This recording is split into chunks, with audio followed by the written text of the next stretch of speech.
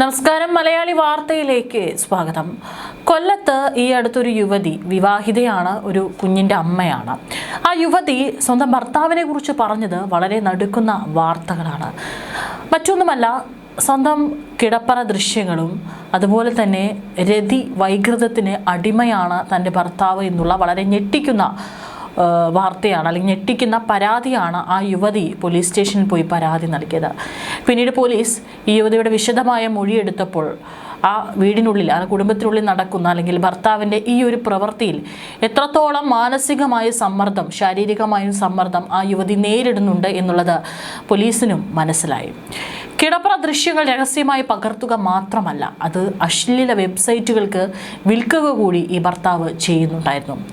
ഇതിൻ്റെ അടിസ്ഥാനത്തിലാണ് പരാതി നൽകി കേസെടുത്തത്. ഭർത്താവിനെ അറസ്റ്റ് ചെയ്യുകയും ചെയ്തിട്ടുണ്ട്. ഇപ്പോൾ അതിൻ്റെ കൂടുതൽ വിവരങ്ങളാണ് പുറത്തു വരുന്നത്. വിദേശത്ത് ഒരുമിച്ച് താമസിക്കവെയാണ് ഭർത്താവ് സ്വകാര്യ ദൃശ്യങ്ങൾ അശ്ലീല സൈറ്റുകൾക്ക് വിറ്റെന്നും ഇത് ചോദ്യം ചെയ്തപ്പോൾ ക്രൂരമായ മർദ്ദനമാണ് ഏൽക്കേണ്ടി വന്നതെന്നും യുവതി പോലീസിന് നൽകിയ മൊഴിയിൽ വിശദമാക്കുന്നതാണ്. ഇവരുടെ കിടപ്പറ ദൃശ്യങ്ങൾ മാത്രമല്ല, സ്വന്തം അമ്മ കുളിക്കുന്ന ദൃശ്യങ്ങൾ വരെ പ്രതിയുടെ ഫോണിൽ ഉണ്ടായിരുന്നുവെന്നാണ് യുവതി പോലീസ് നൽകിയ മൊഴിയിൽ പറയുന്നത്. മാത്രവുമല്ല, 4 വയസ്സുള്ള മകളുടെ മുന്നിൽ വെച്ച് വൈകൃതങ്ങൾ കാട്ടിയെന്നും പരാതിയുണ്ട്. ഇതിൽ നിന്ന് തന്നെ നമുക്ക് മനസ്സിലാക്കാൻ സാധിക്കും ഈ പറയുന്ന പ്രതിയുടെ രതി വൈകൃതങ്ങൾ എത്രത്തോളം വികൃതമാണ് എന്നുള്ളത്. സംഭവത്തിൽ പോക്സോ നിയമപ്രകാരമാണ് പോലീസ് കേസെടുത്തിരിക്കുന്നത്. ഏറെ വർഷങ്ങളായി UK-യിലായിരുന്ന ദമ്പതിമാർ കഴിഞ്ഞ 14-നാണ് നാട്ടിലെത്തിയത്. നാട്ടിലെത്തിയ ശേഷവും ഭർത്താവിന്റെ ക്രൂരത തുടർന്നതായി യുവതി പറയുന്നു. 10 വർഷത്തെ പ്രണയത്തിന് ശേഷമാണ് ഇരുവരും വിവാഹിതരായത്. എന്നാൽ ഭർത്താവ് അശ്ലീല വീഡിയോകൾക്ക് അടിമയാണെന്നാണ് യുവതിയുടെ പ്രധാന പരാതി. നിരന്തരം കിടപ്പറ ദൃശ്യങ്ങൾ പകർത്തുമായിരുന്ന ഇയാൾ കുളിമുറിയിൽ ഒളിക്യാമറ വയ്ക്കുകയായിരുന്നുവെന്നും യുവതി മൊഴി നൽകിയിട്ടുണ്ട്. ഈ ദൃശ്യങ്ങൾ അശ്ലീല സൈറ്റുകൾക്ക് വിറ്റ് പണം സമ്പാദിച്ച ഇയാൾ മറ്റു പുരുഷന്മാരുമായി കിടക്ക പങ്കിടാനും തന്നെ നിർബന്ധിച്ചായി യുവതിയുടെ പരാതിയിലുണ്ട്. ഇതിന് വിസമ്മതിച്ചപ്പോഴെല്ലാം ദേഹോപദ്രവം ഏൽപ്പിക്കുന്നത് പതിവായിരുന്നു. ഇതിൽ സഹികെട്ടാണ് യുവതി സുഹൃത്തിന്റെ വീട്ടിലേക്ക് താമസം മാറിയത്. നിരന്തരം കിടപ്പറ ദൃശ്യങ്ങൾ പകർത്തുമായിരുന്നുവെന്നും കുളിമുറിയിൽ ഒളിക്യാമറ വയ്ക്കുകയായിരുന്നുവെന്നും യുവതി മൊഴി നൽകി. പിന്നീട് അത് വെബ്സൈറ്റുകൾക്ക് വിറ്റ് പണം സമ്പാദിക്കുകയും മറ്റു പുരുഷന്മാരുമായി കിടക്ക പങ്കിടാൻ ഭാര്യയെ നിർബന്ധിക്കുകയും ചെയ്തു.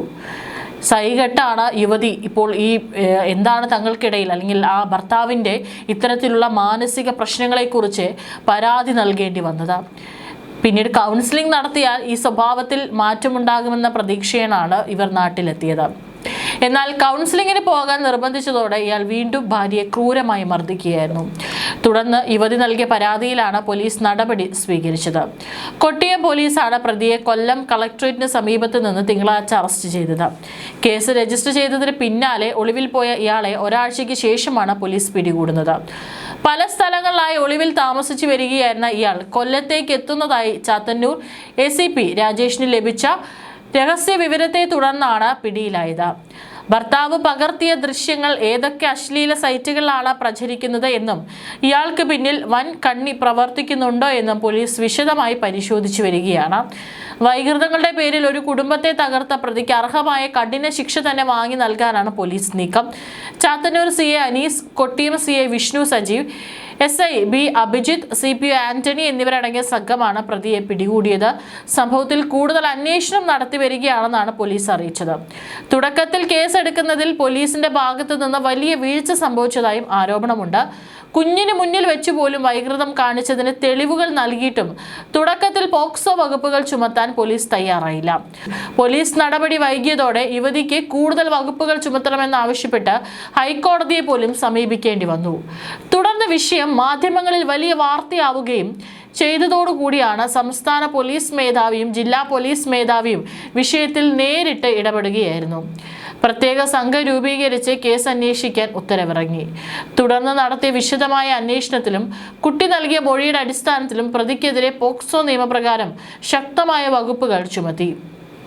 പ്രതി ഒളിവിൽ പോയതോടെ അന്വേഷണം ഊർജിതമാക്കിയ പോലീസ് റൂറൽ CPOമാരുടെ സഹായത്തോടെ ഡിജിറ്റൽ തെളിവുകൾ കേന്ദ്രീകരിച്ച് പരിശോധന നടത്തി. പ്രതിയെക്കുറിച്ചുള്ള രഹസ്യ വിവരങ്ങൾ ലഭിച്ചതിനെ തുടർന്നാണ് ഒളിവ് സങ്കേതത്തിൽ നിന്നും പോലീസ് ഇയാളെ പിടികൂടിയത്. അറസ്റ്റിലായ പ്രതിയുടെ മൊബൈൽ ഫോണും ലാപ്ടോപ്പും പോലീസ് കസ്റ്റഡിയിലെടുത്തിട്ടുണ്ട്. മറ്റുള്ളവരുടെ അറിവോ സമ്മതമോ ഇല്ലാതെ കിടപ്പറ ദൃശ്യങ്ങൾ പകർന്ന് പ്രചരിപ്പിക്കുന്നത് കടുത്ത മാനസിക വൈകൃതവും ഗുരുതരമായ കുറ്റകൃത്യവുമാണ്. ഏതായാലും ഇയാൾക്കെതിരെ അതിശക്തമായിട്ടുള്ള തെളിവുകളാണ് ഭാര്യ ഇപ്പോൾ സ്റ്റേഷനിൽ ഹാജരാക്കിയിരിക്കുന്നത്. അതിന്റെ അടിസ്ഥാനത്തിൽ കടുത്ത വകുപ്പുകൾ ചുമത്തിയാണ് കേസന്വേഷണം നടക്കുന്നത്. ഇത്തരത്തിലുള്ള ഈ ഒരു മാനസിക പ്രവൃത്തി വോയറിസം എന്നാണ് പറയാറുള്ളത്. അതായത് മറ്റുള്ളവരുടെ സ്വകാര്യ നിമിഷങ്ങൾ അല്ലെങ്കിൽ നഗ്നത അവരുടെ സമ്മതമില്ലാതെ രഹസ്യമായി ഒളിഞ്ഞു നോക്കി കാണുകയോ ക്യാമറയിലോ പകർത്തുകയോ ചെയ്ത് ലൈംഗിക സംതൃപ്തി കണ്ടെത്തുന്ന ഒരു മാനസിക അവസ്ഥയാണിത്.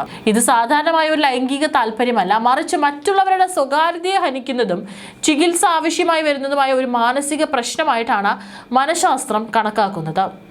അനുവാദമില്ലാതെ പങ്കാളിയുടെയോ മറ്റുള്ളവരുടെയോ സ്വകാര്യ ദൃശ്യങ്ങൾ പകർത്തുന്നതും സാമൂഹിക മാധ്യമങ്ങൾ വഴിയോ അശ്ലീല വെബ്സൈറ്റുകൾ വഴിയോ പ്രചരിപ്പിക്കുന്നതും ഇന്ത്യയിൽ കടുത്ത നിയമ കുറ്റമാണ്.